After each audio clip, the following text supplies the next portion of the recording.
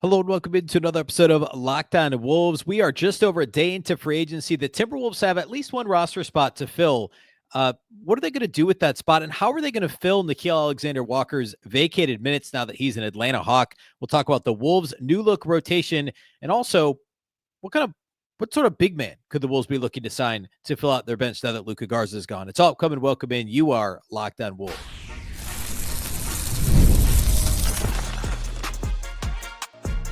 You are Locked On Timberwolves, your daily Minnesota Timberwolves podcast. Part of the Locked On Podcast Network, your team every day.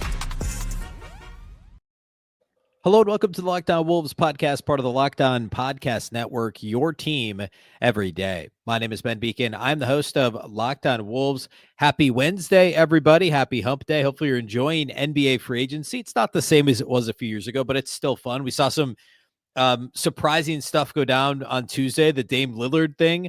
Maybe more to come on that later from the Wolves world. I don't know that it's soon, but maybe next spring, next late winter, we'll talk a little bit more about Dame here on this show.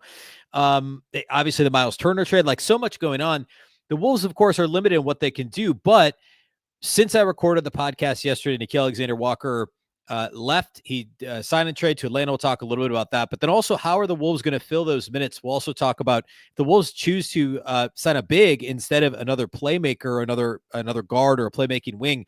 What could that look like for Minnesota, and what kind of big men would potentially want to come to Minnesota? So lots to talk about on today's show. A big thank you here off the top for making Locked On Wolves your first listen every single day. Of course, this show is free and available everywhere. That includes YouTube, as well as all of your favorite audio platforms. Wherever you like to listen to podcasts, you can find Locked On Wolves. You can also watch on the Locked On Sports Minnesota app on both Roku and Amazon Fire TV. Okay, so first, as I was recording the show yesterday, I gambled. I recorded it Monday evening, kind of thinking the Wolves are done for now. I didn't think Nickeil news would break so early. I certainly didn't think Luka Garza news would break as early as it did. And as I was recording the show, Nickeil Alexander-Walker was signed and traded to Atlanta, and Luka Garza, at the very end of the show, if you listened to the end, you heard my somewhat live reaction because I was just completely thrown off when it first happened. Luka Garza signing with the Celtics. The quick version on Nickeil Alexander-Walker, I predicted on the show he'd go to Atlanta. Not that there were that many options at that point, but also that the Wolves might be able to get a second-round pick out of it. And it's a legit second-round pick. It's not protected or not, anything like too hard for them to get. Like, they're actually going to get the pick. I think it's in 2027. And I had it in front of me. I lost who it's coming from, but they get the second round pick in 2027 as part of this deal. Nickeil goes to Atlanta, and the Wolves create a trade exception, which basically means the Wolves can take back a salary up to $7 million, and they could sign and trade, or they could acquire a signed and traded player into that exception. I don't want to get super in the weeds on that, but it's a good thing. Trade exceptions a lot of times do go unused, but this could be a valuable one because Minnesota, because of their current cap situation, is there a way they could acquire somebody into that exception? I believe they have it for 12 months. And it could happen now, like during the offseason, and it could also happen in season if Minnesota leaves a roster spot open, which Tim Connelly often has done to kind of give themselves maximum flexibility, which is something else we talked about on yesterday's show. That's obviously a priority for Tim Connelly and the Timberwolves front office, is to maintain maximum flexibility. So Nickeil Alexander-Walker is gone. Luka Garza is gone. He signed a 2-year deal with the Boston Celtics, a 2-year vet minimum deal, which is the same deal he was on in Minnesota, but there was the team option on this year's on the contract for this year. And he opted out, signed with Boston. Apparently, according to John Krasinski, Boston has had interest in a while. And Luka Garza had inquired about acquiring Luka Garza via trade at some point over the last couple of years as well.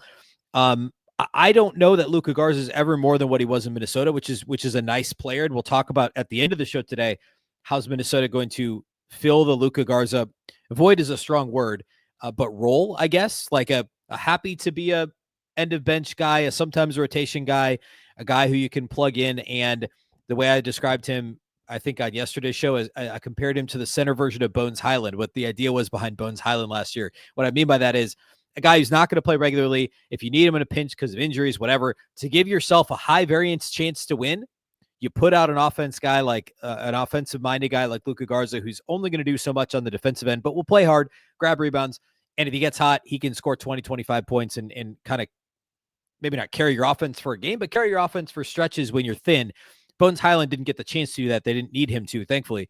But that's kind of the same idea, is this guy's fairly one-dimensional volume scorer type. Luka Garza is obviously talented offensively, but like Luka Garza is not going to play rotation minutes for the Boston Celtics, but he's a really nice fourth big to have. And Minnesota's still got to find a way to fill those spots or fill those minutes. The other thing is Josh Minott. I have talked about so many times on the show, and I'm trying so hard to not just get on a full-on Josh Minott soapbox right now, and I tweeted this out as well. I love Josh Minott as the idea of what Josh Minott could be. Will he ever reach his potential? I'm not 100% sure. I don't know. Obviously, the Wolves aren't sure either. That's why they let him go. But I think it was a mistake to let him go. And I think he's going to end up playing a role in Boston. He may not be a regular rotation guy for that team, but he's going to be a 9th, 10th guy, probably, not knowing how the rest of the offseason shakes out, who's going to come in a pinch with the way that Joe Mazzulla uses those rotations there. He's going to have a chance at some point next year to kind of wreak havoc and do Josh Minott stuff. The short version on him is the steal rate, the block rate, the length, the athleticism, the activity level, the do stuff ability, which is what I've said in the past about him. There's so much of that there, but he just couldn't get out of his own way. In the short stints, he would make mistakes, and Chris Finch would pull him. Remember the game he got back cut in the first 14 seconds? Backdoor cut from the left corner, got pulled from the game. Never saw a rotation minute in Minnesota again. Fair or unfair, he couldn't get out of his own way. And maybe he'll get a little bit more leash at some point, but there's upside there for him to be a really good rotation player. I don't know that there's starter upside. I don't think there's star level upside, but he can be I've always kind of compared him to Brandon Clark, healthy Brandon Clark in Memphis, and what he could do for that team. Offensive rebounds, dunks, transition threat, fantastic shot blocker, pound for pound, knocked down some corner threes. He's got more range than a Brandon Clark does. That's a thing he should be able to do and showed he could do in preseason last year. So I'm sad to see Josh Minott go. Both those guys go into Boston. I think Minott's got a better chance at an actual rotation role, and I don't think it's going to be handed to him, but there's certainly some upside there for Josh Minott in Boston. And I hope he does well. I hope he gets an opportunity. I'm going to be pretty disappointed if he like at the same time, happy for the guy, disappointed for the situation if he goes out and becomes like call him a star rotation player, right? Like not a true star, but like a top flight bench guy, right? That's on the table for Josh Minott. I really, truly believe he could play a big role in Boston. And we will see how it all shakes out. What I want to do for the rest of the show today is talk about Nickeil Alexander-Walker and his 25-plus minutes per game he averaged last year. Remember, Nickeil's one of two guys that played in all 82 games for Minnesota. It was him and Jaden McDaniels, and that was it. How are the Timberwolves going to fill the 25 minutes from Nickeil Alexander-Walker? It's not as simple as, oh, well, they'll sign a guy to replace him, like what they did, last year. Kyle Anderson was gone. You got the 2-for-1 with Julius Randle, and coming into the season after Kyle Anderson left in free agency, everybody was like, it'll be Joe Ingles. That's what I thought when they signed Joe Ingles to the veteran minimum, or it could be Rob Dillingham's in the rotation. You kind of shuffle who's playing in terms of the positions that are in the rotation. And then right on the eve of training camp, they do the 2-for-1. They get back both Julius Randle and Dante DiVincenzo. It bumps Dillingham out of the rotation. And ultimately, Joe Ingles isn't in the rotation either. But that was kind of the way they backfill those minutes. There's no obvious answer this year.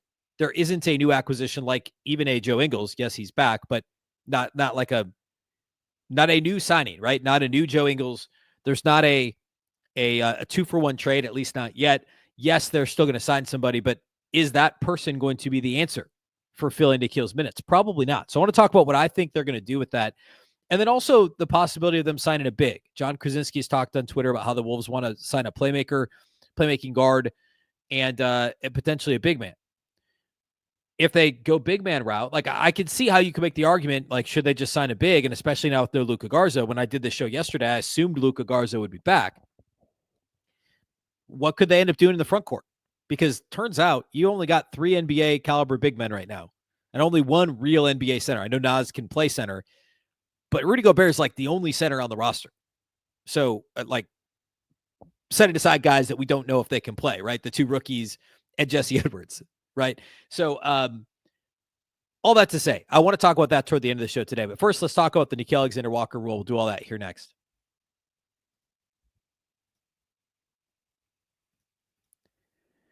Today's episode of Lockdown Wolves is brought to us by our friends at Monarch Money. Ever wish managing your money felt easier? With Monarch Money, it can. Whether you're growing your savings or planning a big purchase, Monarch puts you in the driver's seat. It's like having your own personal CFO, giving you full visibility and control over your finances. Monarch Money is more than a budgeting app. It's a complete financial command center. You can track all your accounts, investments, and spending in one place. So in addition to managing your money, you're also building wealth. You can track everything at Monarch Money. There's you can pick a specific category, right? Like if you want to see how much you're spending on restaurants, which is a big one for me, it adds up, right? You don't realize what you're spending in the drive-through or through food delivery, but or maybe it's subscriptions, right? Subscriptions are easy to just kind of pile up. How many different streaming subscriptions you might have, it might add up to more than you expect. Maybe there's a financial goal that you want to get serious about and want to really buckle down. You want to go on a trip. Want to take our family on a trip at some point in the next few months before the NBA season starts. You just got to buckle down, and Monarch Money can help you do that. Take control of your finances with Monarch Money. Use the code LOCKEDONNBA at monarchmoney.com for 50% off your first year. That's monarchmoney.com, code LOCKEDONNBA for half off your first year.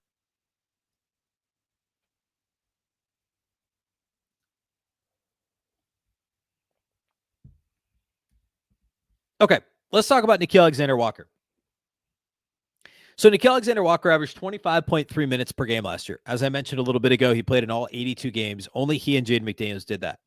So who's out right now? Nickeil Alexander-Walker's gone, 25 minutes a game. Josh Minott's gone. He was a fringe rotation player. Luka Garza's gone. He's a depth piece. The only guy that they've got that's on a regular contract that wasn't on a regular contract a week ago is a first-round pick, Beringer, I should say, I heard a video of, or I saw a video of him pronouncing his own name, and it's not Beringer, and I'm gonna get it 100% right before the next time I talk about him on the show. I just saw it today, and he said it a little bit differently than Beringer, and I want to make sure I get it right. So anyway, Beringer is the only guy that's in. Rocco Zakarski's on a two-way. Jesse Edwards is back on a two-way. That's it. So there's still technically two spots to fill. I think it's likely Minnesota only fills one right now. There's 13 guys under contract. I think they'll fill one and kind of leave the other open. So is it a big? Is it a guard or wing? Let's talk about sitting here right now with the roster as it is, July 1st, July 2nd. How are we filling Nickeil Alexander-Walker's minutes? Well, I think the best bet is Terrence Shannon Jr. to fill the majority of those 25 minutes. It's a little bit like if you've seen Moneyball, where they talk about recreating, I can't remember who the player is, Giambi maybe? No. Yeah, I don't know. Recreating somebody, Jason Giambi in the aggregate, right? That's the joke not the joke. The what they're trying to do in that room of scouts and Moneyball is how do we recreate 35 homers and 100 RBI in the aggregate? Well, that's what the Wolves are trying to do with these minutes. And also the role. Nickeil Alexander-Walker was a unique role in that he was a 3-and-D guy. You don't see that phrase thrown around as much. You don't see as many true 3-and-D guys right now. You see more specific roles or guys that could do multiple things. Well, Nickeil was a 3-and-D guy, but he also was the backup point guard. He was the guy that essentially ran the offense when Ant was off the floor and Mike Conley was off the floor. Nickeil was running the offense. And even when Ant was on the floor, sometimes Nickeil was bringing the ball up to allow Ant to get off the ball or start off the ball, really. And that was, I don't think he was great at that piece of it, but he could do it. And if the ball came back to him, he's a great three-point shooter. So now who's going to do that? Well, Rob Dillingham should be the backup point guard. He should be a year from now in fall of 26. He should be the starting point guard. That's why they drafted him number 8. That's why they traded a future first-round pick to move up and select him or to acquire a first-round pick, a lottery pick, a top 10 pick to draft him just over a year ago. So Rob Dillingham should be that guy. He should be playing 15 minutes at backup point guard. So who's playing the other 10 minutes? Or is Rob playing 25 minutes off the bench? Well, no, I think you need a little more size with the way the Wolves want to play.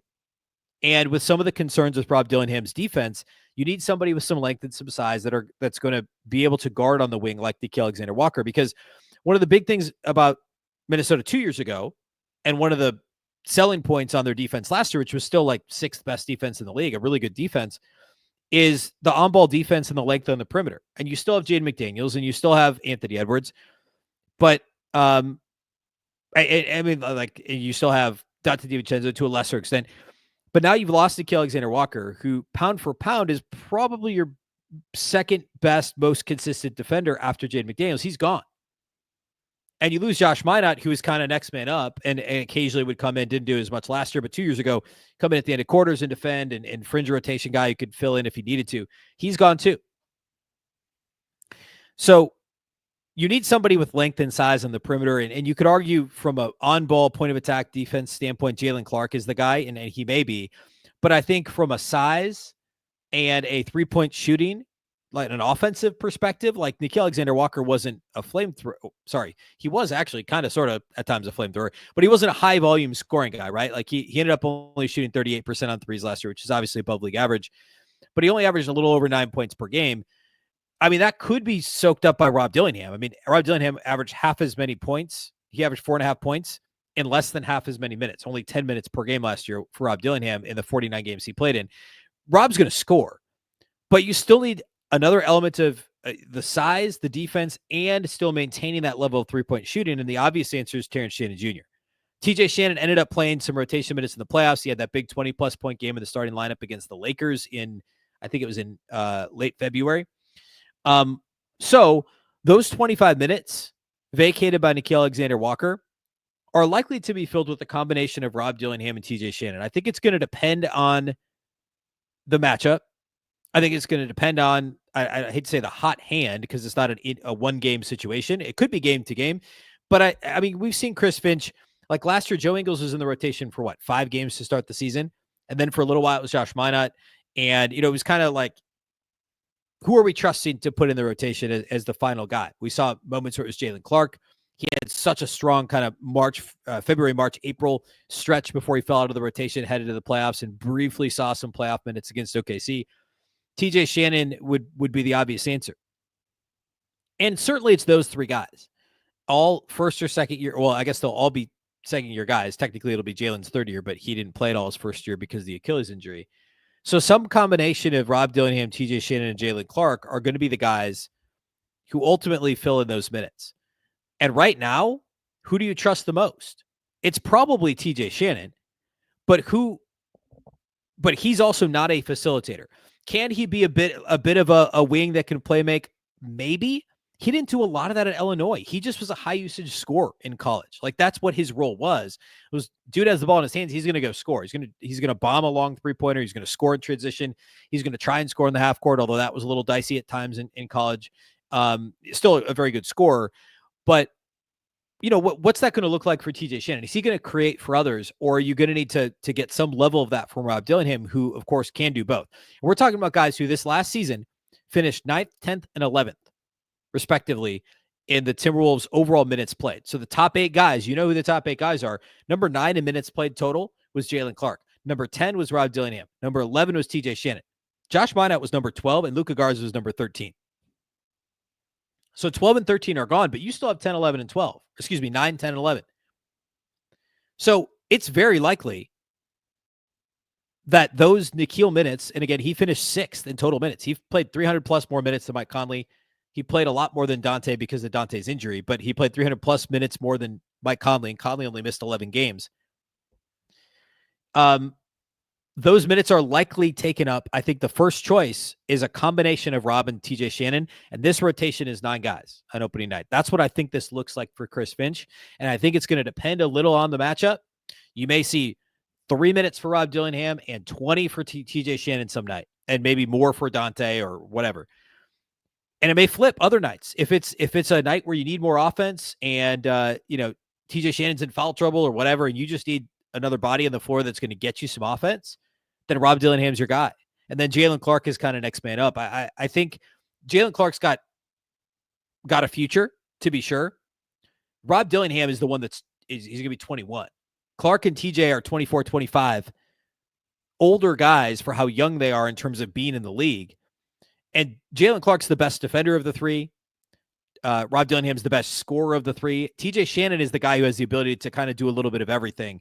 And so I think that TJ Shannon, or excuse me, that Rob Dillingham is the one who's they're really going to want to try and lean on. But we know Chris Finch's tendency is going to be to go toward the guy who plays hard, plays defense. And so Dillingham's got to show something on that side of the floor. But some combination of those guys is going to fill in. Which is actually a little bit, not a bad segue to what I want to talk about next, which is the end of the bench, the Luka Garza role, we could call it, roster spot, is why the Wolves may end up going with a center to sign right now instead of another guard or a playmaking wing. We'll talk about that here next to close the show.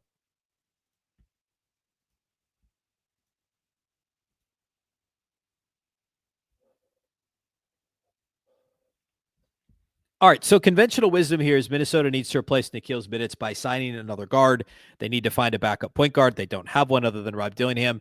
So that's the obvious answer here. I know there's a lot of people on X, on Twitter, that are, hey, let's not sign a Spencer Dinwiddie or a Malcolm Brogdon because then that guy's going to get minutes over Rob Dillingham and Mike Conley and whoever this new veteran guard is, or they're going to play, and Rob's not going to. And you need to see what you have in Rob Dillingham. I 100% get that. And I made the case yesterday on the show that, hey, look, you just got to get the best 9 rotation guys or 10 rotation guys or, 15 guys on the roster or whatever. So if you can get a Malcolm Brogdon, you get Malcolm Brogdon. Mike Conley's going to, at the very least, miss 20 games. Brogdon's hurt a lot, right? Like, you just give yourself more options, more guys.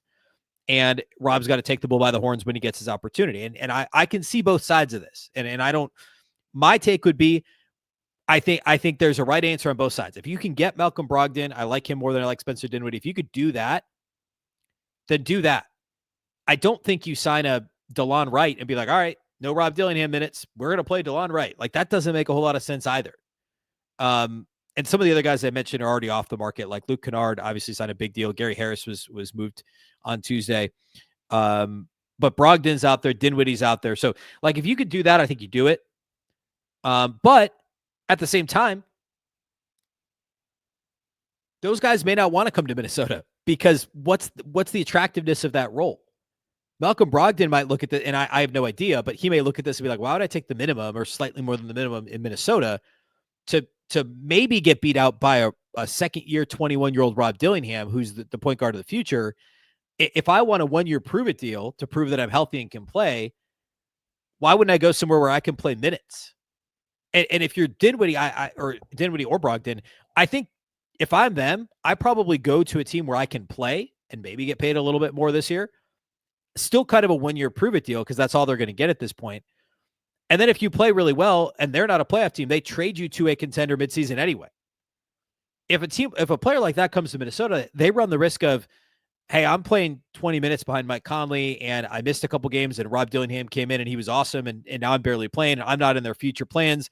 Conley's retiring after this year. At the very least, he's expiring after this year. And Dillingham's the point guard of the future. Why am I here? Now, the argument for, of course, would be it's a good team and legit contenders. And there's only, 8 teams that could probably, with a straight face, say we think we can win the title this year, maybe 10. I guess in the East, it's almost everybody.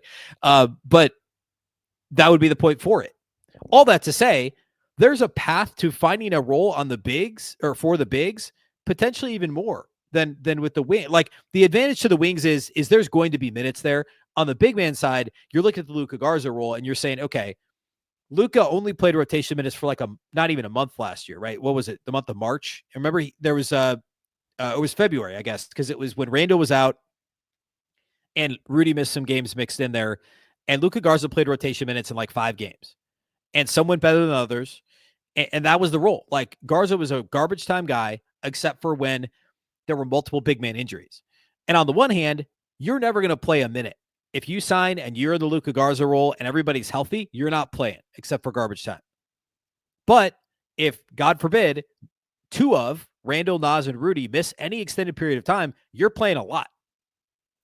Maybe not a lot, but you'll have a role. You'll have a 12-minute a game role or whatever. We have seen, when Randle was out an extended period of time, Luka didn't play every night. He only played really when Rudy was out or Rudy was in foul trouble or whatever. You didn't see a whole lot of Luka Garza. Minnesota just changed their rotation and played a little bit smaller. And maybe they give Leonard Miller some chances this year to do that because this is kind of the last, what do we have in Leonard Miller? We've kept this guy on the roster. Can he be something? He's obviously different, a very different player than Rudy and Julius Randle and Nas Reid, a unique player. He's, of the 3, most similar to Nas, but a different player altogether. And not the size of a Rudy, right? But right now, he's the backup center. Jesse Edwards on a 2-way. Rocco Zakarski's 18 and on a 2-way. So that leaves you with Juwan Beranger and Leonard Miller on your roster as backup bigs behind Randle, NAW, and Rudy. So if you're Minnesota, like I see the appeal to maybe add in a center instead, but then you look at the guys that are out there, and it makes it a little bit more curious why they didn't keep Luka Garza. Like there's guys that aren't going to accept this role, the Luka role. Like you look at this, like Thomas Bryant, he played rotation minutes for a finals team this year in Indiana. He's not going to accept a fourth string big role for a team with 3 guys who have been award-winning bigs, all NBA, all defense guys, and Randle and Rudy, and a former 6th man of the year NAW. Like you're not going to get a Thomas Bryant. You don't like. You're not going to get. I don't know. Go on down the list. Like you don't want DeAndre Jordan. You don't want like some of these other old, like Taj Gibson's out there, right? PJ Tucker's out there. Like, Markieff Morris. Like I guess that's a possibility. We know the Wolves have talked to I think both Morrises, but Markieff Morris in the past 2 years is a potential candidate to fill out the roster. Like he's more of a Joe Ingles guy, right? Like if you're Minnesota, you don't want another Joe Ingles. You don't want to take up 2 roster spots with veterans who are on their final or second to last contract or whatever that aren't going to play with any regularity. You can't really spend 2 roster spots like that. Although they did last year, I guess, with the partial guarantee to PJ Dozier and then waived him when they needed to. Like that's a possibility, I guess. So you got to find somebody who's totally fine with the Luka role, which is you're never playing until we need you, and then you've got a role. So it has to be somebody who can play extended minutes, so probably not Markieff Morris. It has to be somebody who's okay with not regularly playing, which is not going to be Thomas Bryant and is basically still in his prime, or any of these other guys. So it's a pretty interesting needle to thread if you're Minnesota. And I'm sure right now they've got conversations going with bigs and guards. And it's a similar conversation for both of them, because anybody that's out there, it's a free agent, is looking at the Wolves roster and saying, you already have a top 9, top 10. Like, what am I doing if I sign in Minnesota other than a chance to win a ring and you play if guys get hurt? They're going to find somebody's going to do it. But which position are they more like? I think there's more candidates at the guard spot than there are point guard / playmaking wing type role than there are at the center spot. And yes, they do have 2 spots. They can pay a little bit more than the vet minimum for one of the spots and the vet minimum for the other. I still am predicting they only sign one guy and they leave the other spot open, or maybe they find a heavily, a partial guarantee that has some sort of, it doesn't get guaranteed till January. That's like the PJ Dozier deal, but those deals you probably wait till closer to camp to sign anyway. So they could go either direction, but they need to find someone that's okay with the Luka Garza role. And I'm really curious to see who that could end up being. Again, looking at the list of centers, like there's a lot of guys who are over the hill enough that you don't want to you already have Joe Ingles, right? Like if Joe Ingles wasn't back, you could say, all right, fine. Sign Markieff Morris, sign PJ Tucker. You don't want to do that now. And, like there's other guys that are going to look for a bigger role elsewhere that are on this list too. And Minnesota can't offer a regular role with the bigs that they have already. All right. That's all I got for you today. We'll be back, of course, tomorrow. Who knows? Things could change. They obviously changed yesterday as I was recording. So, or on Tuesday Monday, as I was recording Tuesday's show. So anything could happen. I'll be back, of course, on Thursday. We'll close out the week by talking about what else might happen in free agency. We'll talk a bit more rotation. We'll look ahead to Summer League here soon. We should start the schedules out. They play the first game a week from Thursday. We don't yet know who's on the roster, so that'll probably be sometime this weekend. So that'll be an early next week thing. So still a lot to talk about here. We're still daily throughout the month of July. A big thank you for making Locked On Wolves your first listen every day. Of course, this show is free and available everywhere. That includes YouTube as well as all of your favorite audio platforms. Wherever you like to listen to podcasts, you can find Locked On Wolves. You can also watch on the Locked On Sports Minnesota app on both Roku and Amazon Fire TV. Of course, the Locked On Wolves podcast is part of the Locked On Podcast Network. Remember, the Locked On Network is your local experts on all the biggest stories. Once again, I'm Ben Beecken. This is the Locked On Wolves podcast, and we'll catch you next time.